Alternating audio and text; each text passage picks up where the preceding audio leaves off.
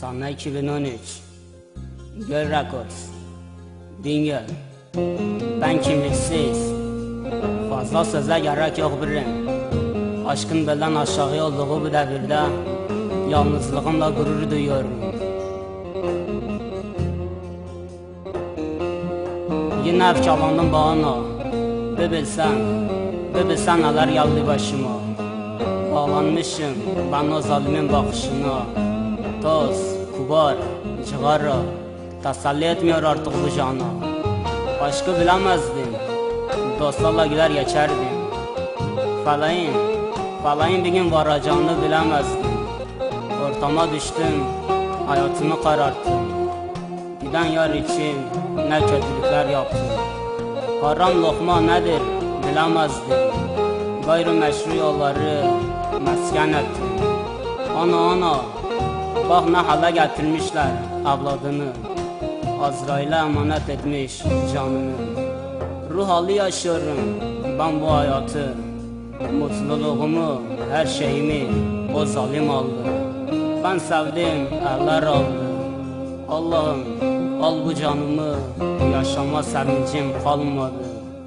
Bağımlısı olmuşum acıların, giden yar sayesinde.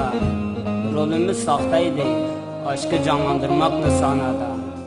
Biz Bingel'in çıkmaz sokaklarında cigara bastık yaramıza. Namertlik, kahpelik yazmaz kitabımızda. Dosta derman, düşmana dert olduk yalnızlık ocağında. Bitmez hayaller cigara dumanında. Gezeriz dağlarda, bağlarda, işimiz olmaz disco barlarda. Ayağını denk atacaksın oğlum Bingöl sokaklarında. En küçüğü Azrail olup talip olur o canına. Kaderden yana şansımız olmasa da anamız hatırına yaşıyoruz bu dünyada. Ey güzelim ey, mutlu olmuş yuva kurmuşsun. Aşkından sarhoş olmuşum haberin olsun. Filizlenen mutluluğun yaşaran dalın koyulsun. Yalan aşkınla beni hayata bağladın. Giderken gençliğimi yaşama sevincimi aldın.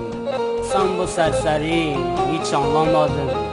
Acımasız hayatın amatör oyuncularıyız ne de olsa. Bingöl küçelerinde dostça yaşarız. Tipe değil biz yüreklere bakarız. Kızdık mı damara değil atar damara bağlarız. Ey yar sana da iki çift sözüm var. Saçına düşsün aklar, gözünden eksik olmasın yaşlar. Yılan akrep sarsın bedenini, Azrail alsın sevdiğini. Ölmeden dilerim yaşarsın cehennemi. Boynu bükük derbeder misali. Sevdim seni bilemedim, gözyaşlarımı silemedim. Kalbimi sana esir ettim, ansızın çekip gittin. Beyaz kefeni hasret ettim. Bir ben, bir Allah biliyor seni ne kadar sevdiğimi. Ama sen göremezsin, bilemezsin. Olsun sevdiğim, olsun. Bingöl sözcüğüm ben. Alayını siker giderim. Olmadıysa kafama sıkar giderim.